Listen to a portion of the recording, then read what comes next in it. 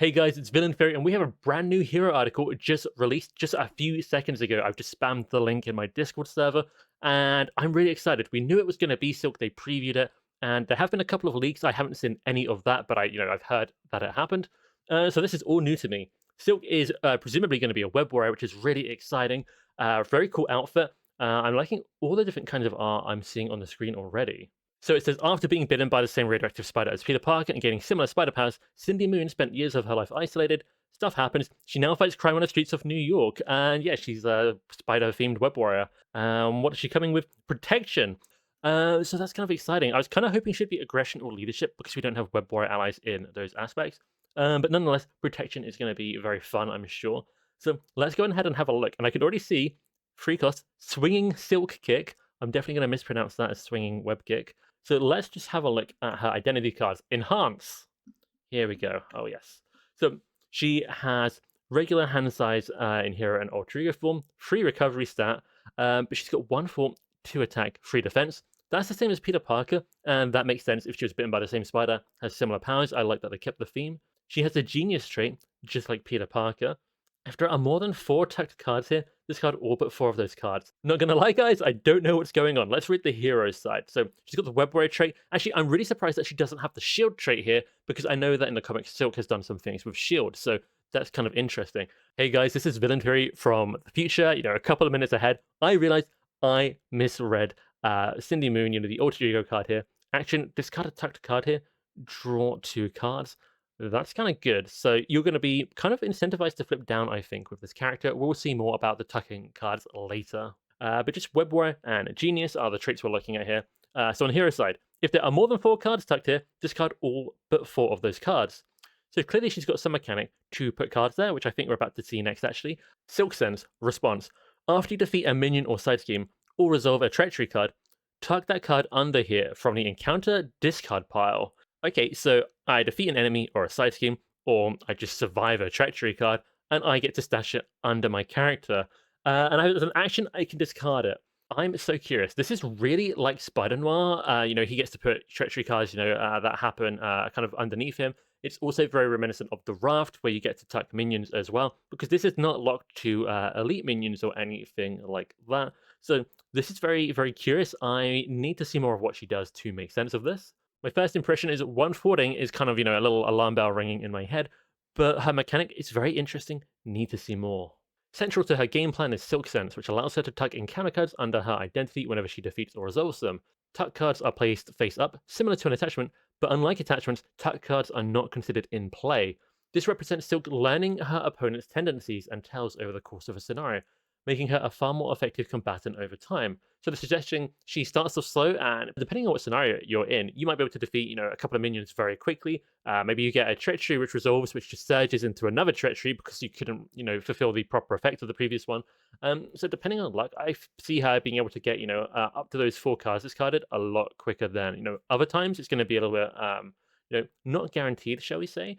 But it's already making me think of the return the favor card that came with the previous Web Warrior wave, Sinister Motives.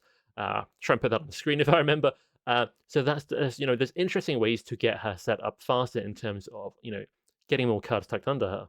For example, when she attacks an enemy, her Spider Claws boost her attack power for each card tucked. Oh, this could get really good, right? Oh, that matches the enemy's encounter set. What? Let's just have a look at the card. So we've got Spider Claws here. It's a 2-cost upgrade, and it's got the weapon trait, which is interesting. Hero Interrupt. When Silk makes a basic attack, exhaust Spider Claws. For this attack, she gets +1 attack for each card tucked under her from the same encounter set as the attacked enemy. This attack gains Piercing.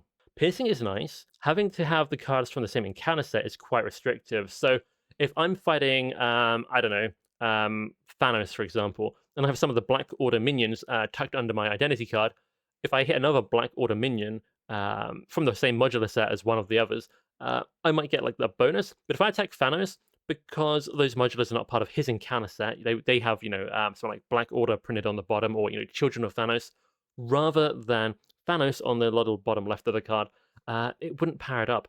But if I had a bunch of Thanos' cards underneath my identity, that would start to power me up against the villain. This is a weird card. Some scenarios, this is going to be more damage than others. I do think the piercing is nice. I think it could potentially take you a couple of turns to power this up.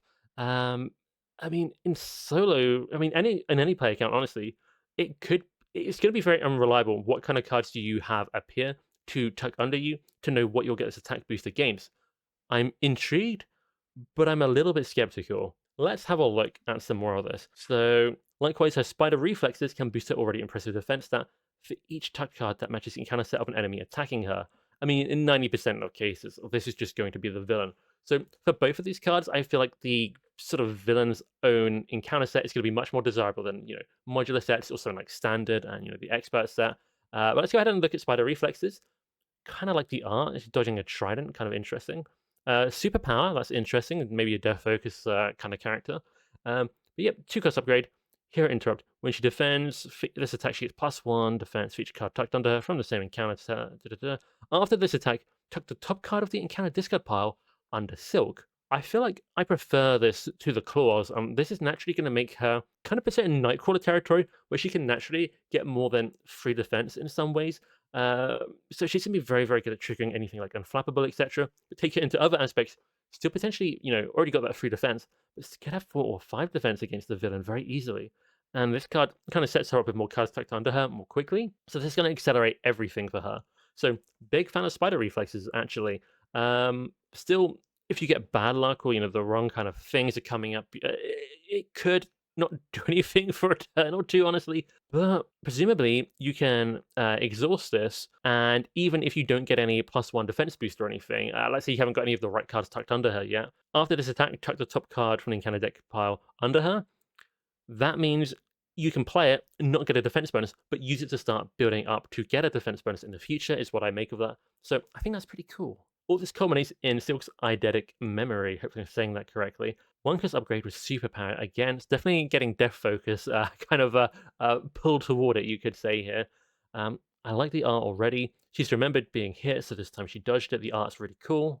Interrupt. When you reveal a card from the same encounter set as a card tucked under identity, exhaust eidetic memory, swap those cards, reveal the card that had been tucked under Silk instead.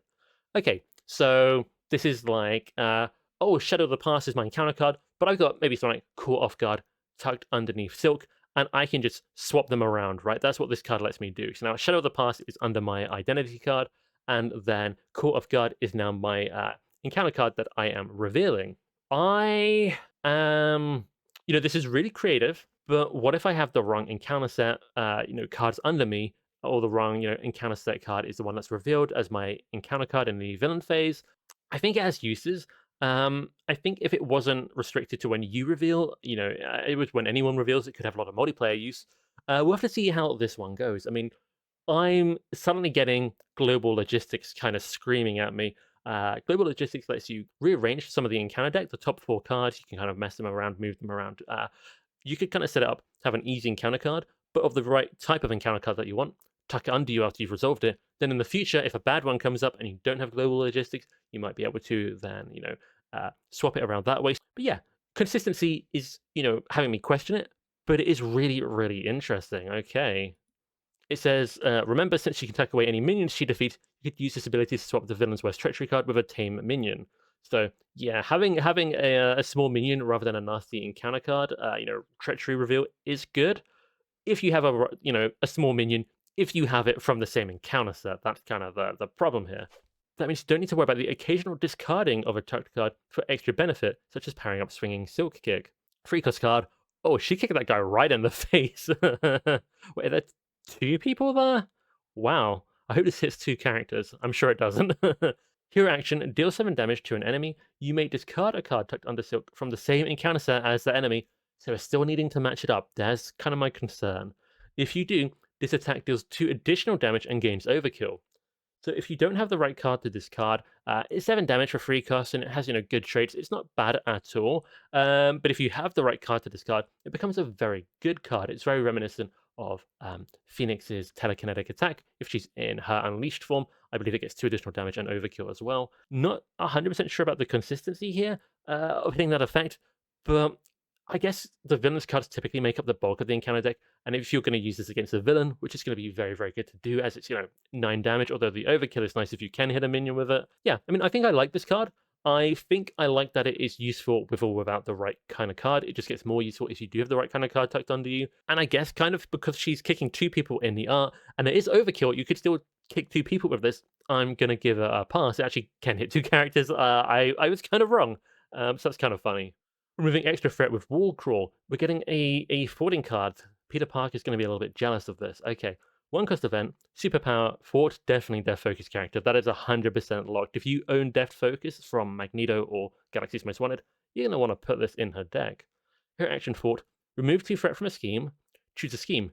You may discard a card tucked under Silk from the same encounter set as the chosen scheme to remove 3 threat from the chosen scheme. I like this less, I think, than the attack, only because removing 2 threat and then nothing else is terrible. If you don't have the same card that matches, the side scheme or main scheme you're trying to thwart, you're just gonna be stuck with that 2 threat removal, which means you probably don't play it.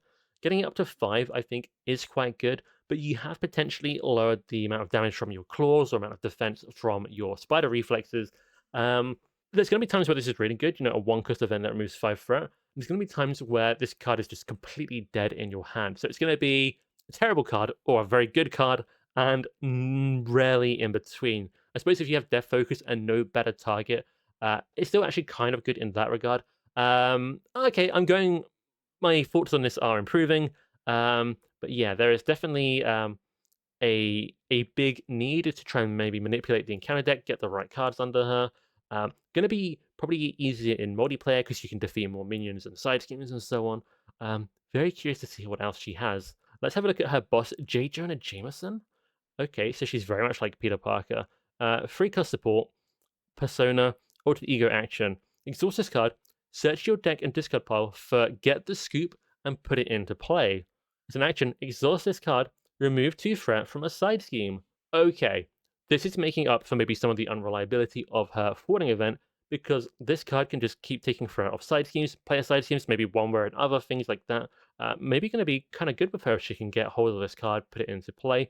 And I like that she has, you can exhaust this card in alter ego for one effect, or in either form for the other effect, and they appear to be completely different effects. They don't seem to be related. I am curious to see if Get the Scoop is now a side scheme, but you could use this for any side scheme. So let's just go ahead and skip to Get the Scoop. Let's get the scoop on Get the Scoop. Yes, another player's side scheme in a hero's signature kit. So this is alter ego action, exhaust your identity, remove 2 threat from here. Any player may trigger this ability. So this lets her fort for 2, even though she only has 1 thwarting printed on her identity card. There's 4 threat on the scheme, I should say. So basically the same kind of blueprint as Jubilee's shopping spree card. You're going to want to exhaust twice in alter ego, or any combination of players can do it, to remove this and get some kind of reward. When defeated, the Cindy Moon player looks at the top 2 cards of the encounter deck and tucks one of those cards under their identity. Okay, I was excited by what was going on with something reminiscent to Jubilee's card here. Looking at 2 cards and tucking 1 for 4 threat removal for, or alternatively, exhausting twice to use this alter ego action doesn't really do it for me. J. Jonah Jameson makes this easier, but if there are other player side schemes or other side schemes in general on the board, I don't know that looking at 2 cards to tuck 1 under my identity is going to be, 4 threat removal is kind of like for justice. If I'm exhausting twice, that could be me actually, attacking twice, defending, then I like attacking later on if I can ready, so on and so forth. We'll have to see what the value of tucking cards is. I mean, if we manage to tuck Shadow of the Past or Under Fire underneath us, especially in solo play, because if it was on the top 2 cards, could have been our encounter card or something, it definitely gains value. This is a weird card. I feel like I'm going to play a few times, but initial thoughts are skeptical at how practical this is going to be, but it is very fun to, and kind of thematic, to get the scoop, to use some kind of journalism kind of stuff, to get some information, and that kind of plays into her plan of learning about the enemy to do better against them. Those are like all the cards of hers we've seen. Initial impressions now, having seen everything, is that I really like her alter ego ability. I think all her mechanics are very, very interesting. I just have questions as to how reliable and consistent this will be in an actual game. Really excited to try it. I think it should be very fun and do very differently against different scenarios. Then we have the protection cards. So we've got Scarlet Spider, who we already have in the game as a basic ally. This one is 1 cost cheaper. He's a 3 cost ally. 1 thwart for 2 consequential damage, or 1 attack for 2 consequential damage. Not sold so far. Web Warrior trait, 5 hit points. Interrupt. When another Web Warrior character would take any amount of damage, Scarlet Spider takes that damage instead.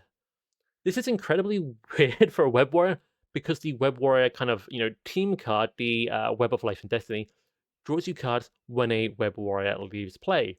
Scarlet Spider, with 5 hit points, is not going to leave play in a hurry, unless you want to, take 2 consequential damage for 1 attack, which is not great.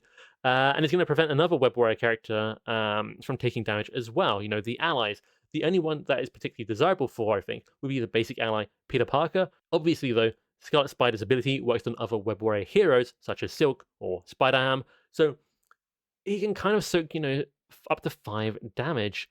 I feel like this guy is going to be Peter Parker, the basic ally's best friend. Very curious to see where else we might want to use him. A little bit skeptical otherwise. Then we have a 2-cost event called Stop Hitting Yourself.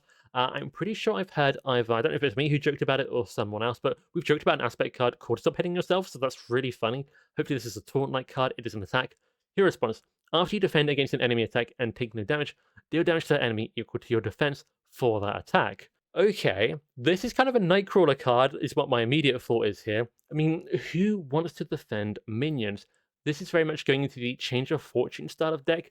For Silk in particular, she can boost up her defense to crazy high levels. If she has, let's say, 3 cards from Thanos' encounter set tucked under her, and she defends against him and uses this, and maybe she's got Armored Vest, and that is going to get her 7 damage for her troubles. Oh, Gambit with his natural agility can defend for a ridiculous amount, so he could potentially start to annihilate villains with this, especially because he can boost it up with his charge counters.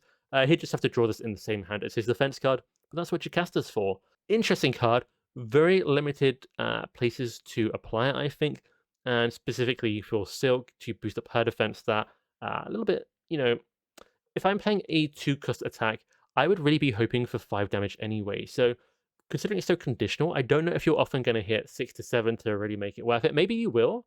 Very curious to see how that works out. Okay, there's another new card here called Energy Shield. Is this another tech card in protection with the energy resource? And I'm going to get this confused with Energy Barrier. Make no mistake. Let's have a look. Yep, it's got the energy symbol at the bottom left. 0-cost upgrade. 0-cost tech.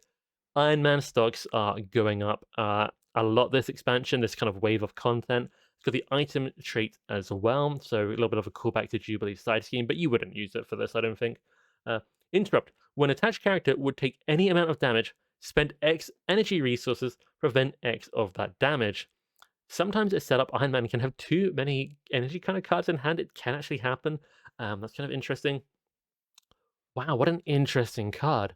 When attached character would take any amount of damage, so it doesn't have to be from an attack, it could be from a treachery, it could even be retaliate if you punch a villain in the face and you take retaliate damage. It's kind of a resource sink, but only for energies. I am so curious about this card. 0 cost is kind of good for a resource sink, but 1 resource being damage blocked is not a great ratio. But as a resource sink, you're just looking to get some value out of something you couldn't spend anyway, is typically how we see this. I think I really like the design. I don't know how practical this is without thinking about it more. Okay, now it's getting interesting. 1 in Alter Ego form, you can call on the aid of Dr. Sinclair. 2-cost support, Persona Therapist trait. That's a very curious new trait to include. They didn't give Jonah Jameson, where is he? They didn't give him, I don't know, journalist, boss trait, anything like that. Angry guy. But they decided that she deserved the trait. Exhaust her and spend a mental resource. Maybe this is another resource thing. Heal damage from your alter ego equal to your wreck. You may discard 1 status card from your identity. Any player may trigger this. Okay, this card is incredible. This card is really powerful. Am I reading this right? 2 cost. You do have to spend another resource. Heal damage from your alter ego equal to your wreck. Not printed wreck, any wreck. So that's got some combos with downtime, which gives you +2 to wreck. You may discard 1 status card from your identity. The mental resource, the spending of that each time, okay, it is kind of bringing it back around into a little bit more reasonable. I was a little bit excited, first of all, reading the effect of it. The effect is very strong, but you have to play the card, then you have to pay a mental resource each time. But some characters like, I don't know, Miss Marvel, X-23, Wolverine, they've got like 5 or 6 recovery stat. Plenty of them have 4 recovery stat. Once you set this up, it basically means a mental resource can become, for any character, 3 to potentially 6 on, Wolverine and X-23, healing. And it can get rid of status cards as well. Some characters really appreciate that. I think this card is really cool design. I think if this was a 1-cost card, this would be too strong. But I think as it is, I quite like this. What's also kind of interesting here with this being a therapist card, is they're implying that your hit points is not just your physical health, but also your mental health. It's a little bit of mental health awareness here, but also kind of interesting because most cards treat your hit points as your physical well-being. So yeah, kind of curious. And when you're ready for a fight, is this another readying card for protection? Are we going there? Looks like we're going there. 1-cost upgrade requirement physical, just like what doesn't kill me, or what doesn't kill you. You guys know that protection event. Interrupt. When an enemy would scheme, discard ready for a fight. Change to hero form. That enemy attacks you instead. Okay, my prediction was wrong. They put the word ready in here and gave it the same requirement as what doesn't kill me, kill you, and it doesn't actually ready you whatsoever. Wow, so when the enemy would scheme and there's an interrupt, we can use this while alter ego, which is what makes it particularly appealing. We get to change to hero form. I have been saying for the longest time, it'd be so cool if we got aspect cards that let us change form, and I've been saying it, and people are like, no, they're never going to do that. They did it. This is incredible. This is really, really, really good. I'd be tempted to pay for a 1-cost upgrade before that even happens. But then that enemy attacks you. This has got Colossus written all over it. This has got even Wolverine, right? Because you can get alter ego recover for 6, then use this to get back to hero form. So when your turn begins, you can get the healing, which normally you miss if you start in alter ego. There's going to be a ton of combos for this. We're just going to be able to change form way more often. It's max 1 per player, but I could put 3 of these in my deck. It's got the preparation trait. Okay, happy. I'm very happy. What's really interesting? I could put this in Nick Fury. I can change to his hero form, but I could be in the stealth form of my suit upgrade form card thing. The enemy's still going to scheme. He's going to try and attack, and it's going to scheme anyway. Wow, what an interesting card. Depending on your character, the ability to change to hero form more often or more regularly, the value changes significantly. But for solo play, protection typically doesn't have a great time flipping alter ego. Very prone to losing to the threat going up more than most of the aspects, definitely justice and leadership. Wow, what a great card to have in the just a card pool for deck building. This is really, really good, and I'm very, very happy. Forget Silk, forget all the stuff here. I think these last 2 cards, Dr. Sinclair, but especially Ready for a Fight, this is my favorite thing by a landslide. This is really good. What the heck else do we have? Madam Web. Let's hope it's better than the movie. Kidding, I haven't seen it. I'm just jumping on the hate train. 3-cost ally. Here she is. 2/4, 1 attack, 2 health. So presumably her response is going to make up for her low health. Response: after she enters play, look at the top X cards of the encounter deck, where X is the number of Web Warrior cards you control. You may discard 1 card looked at this way and put the rest back in any order. This seems pretty good. So you're going to want a bunch of Web Warrior cards, but she's very reminiscent of Blindfold, who I believe has very similar stats. 2 I think maybe even 0 attack, I can't remember. I think it is 0 attack. If you have enough Web Warriors, she's like a better version of Blindfold. If you have less Web Warriors, she's maybe a worse version. Very much in the same design space. I'm super intrigued. I think I like this card quite a bit. The fact that it has the Web Warrior trait means that, oh no, 2 hit points on a 3-cost ally. Doesn't matter, don't care, even more than normal, but the effect here is pretty good. I think if I've got 3 or 4 Web Warriors, and that would include Silk herself, if I'm using this in Silk, because I could use this for, I don't know, Spider-Ham, Ghost Spider. Web of Life and Destiny counts as one, though. So as long as I've got, my hero in Web of Life and Destiny, and I play her, and she's a Web Warrior, I'm looking at 3 minimum here, so I think that's pretty handy. I really love encounter deck control. That's going to make it especially good for Silk, obviously, to tuck the right card underneath her. So very cool for Silk, but I think very good for every Web Warrior in the game. And what's really interesting here is this is a Web Warrior traded ally that does not need you to already control a Web Warrior to be able to play it. You'll get less value without one, but it's a basic ally that lets you do that. That's very rare. I don't know if we've had that for basic allies before. We've had it in Justice and Protection, but this will open up Web Warrior builds to non-Web Warrior heroes even more, which is really, really cool. blah, blah, blah. Cindy can always team up with Peter Parker. Okay, I'm glad this was, the team up was nothing to do with pheromones, from what I've heard. So investigative journalism, potentially stop up to 2 schemes, it says. Let's have a look at this. So 2-cost event, team up with Peter Parker. It's so nice to have a team up card with a core set character. I'm very, very, very happy to see that. When are Captain Marvel and Spider-Woman getting their own team up card? Fantasy Flight Games let me know. They have each other's signature allies. What happened? And it's got any of the alter ego names here. So both characters have to be alter ego, which Peter Parker, he can be for like Moon Girl builds and stuff, but typically he's good at staying hero form, just setting some alarm bells off in my head about how practical this might be.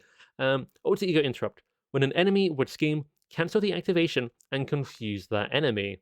The effect for the cost is good, but considering it's a team up and needs 2 of you in the correct form, I think makes this a highly, highly restrictive card. Because this is an event, I have to draw it at the right time. We both have to go alter ego, end our turns there, and then one of us has to draw into this to be able to use it. Yeah, I mean, I think this maybe is more of a solo card if you have the Peter Parker ally as Silk. Yeah, I don't know. I like the effect. I think the cost is fine for the effect. I think the team up requirement and the fact that it's a team up card makes me feel slightly skeptical about it. But the theme is fun. I like, get the scoop, J. Jonah Jameson. The journalism theme is fun here. But I don't know if this is making a lot of my deck builds. Not a big fan of the team up card. I really like Madam Silk. I absolutely love Dr. Sinclair and Ready for a Fight. Energy Shield got me curious. I want to try it. I'm loving this on Iron Man. Need to try it elsewhere. I'm going to be able to find this with Leo Fitz on some of these Shield characters, I guess, which is kind of interesting. Bit of a mixed bag on the aspect cards, but, they trend between niche but interesting to really fun and really good. So that's kind of awesome. So actually really, really pleased with the aspect cards there. Let's have a look at the last bit here. Okay, we're getting another Thunderbolts card, Modular Set here. So we've got Atlas, and you'll see the 18 hit points here, and you'll probably be, maybe a little bit freaking out, but this is for the Thunderbolts scenario in, the 4th scenario in the Agents of S.H.I.E.L.D. expansion. Though you can use it as a normal modular set and suffer with the full boost icons, 18 health, super elite villain kind of like minion. But typically this will be used in the Thunderbolt scenario. So he's got 0 scheme, but villainous, so still a little bit dangerous there. But free attack and villainous is very dangerous if he's attacking you. It's +2 hit points for each growth counter on him. Is this Groot? Force response. After villain phase ends, place 1 growth counter on Atlas. I don't know anything about him, but he looks like evil Ant-Man to me. The write-up here says if there's one word to describe him, it's big, and yeah, 18 health, and getting extra health for growth counters. Just progressively, each time the villain phase ends getting a growth counter, you're going to be motivated to take this guy out sooner than later, or he could end up humongous. Oh, and he's got a card that combos with that called Grow Invulnerable. Side scheme. Place 1 additional threat here for each growth counter on Atlas. Oh. So if he's got 5 counters, if he's been out for 5 turns, which you probably don't want, but with 18 health, if you're under pressure, it could be hard to get to him. He'll be punching you in the face a lot. We'll see how the Thunderbolt scenario turns out. But potentially this goes up to like 10 or even more threat. And if he's out for 10 turns, you just lose. I think if you can tank Atlas hitting you for 10 turns, you probably had a pretty bad time anyway. You probably lost already. Maybe outside of the Thunderbolt scenario where it's maybe more planned for, but I'm not quite sure how that will work. He's also got a card called Growing Strong. Find him, reveal him, activates against you. That's awful. So it's kind of like what we're seeing with most of the Thunderbolts, it looks like. But he's going to jump in play, punch you in the face for free attack and a boost card because of villainous. Yeah, and if you can't attack him, it just surges, which makes sense. The boost effect here is fine, pretty standard. So yeah, I think that does it for the modular set. Kind of like it. Need to see more of how the Thunderbolts scenario plays out to really give a serious commentary on it. But I do like it. I love the art. Very reminiscent of Ant-Man at the airport from a certain MCU movie. She is releasing in April, it looks like. Yes. So that's awesome. That's really good. She's going to release alongside Shuri. I'm excited for this one. I get all the content because I make videos for this game because it's my favorite game. But I think this has a ton of value for anybody because of Ready for a Fight and all the Web Warrior stuff, as well as you've got other Web Warrior characters. Dr. Sinclair, Ready for a Fight, 100% my favorite cards, followed by Madam Web. Gonna be really fun. And the hero does look super unique. I think that action to draw 2 cards is going to do some heavy lifting from the rest of her kit, because there's plenty of good stuff if you have the right encounter cards underneath her, which is not guaranteed. Genius trait as well. We could see a lot of heavy lifting from the alter ego side. But I mean, web warrior trait is just powerful. It's kind of impossible to see Silk being, bad or, weak. She definitely is very fun. So yeah, I'm intrigued. Thanks for joining me, guys. If you enjoyed this, like, subscribe, comment, all the stuff YouTube people tell you to do all the time. It does genuinely help. But yeah, really appreciate you joining me. I did dislike this because Nelson is not available. Probably should have said that at the start of the video. I probably added text up, but you guys probably didn't even read it because you skipped to the cards. That's what I would do. Don't tell anybody. But yeah, thank you for joining me, and I'll see you guys in the next video.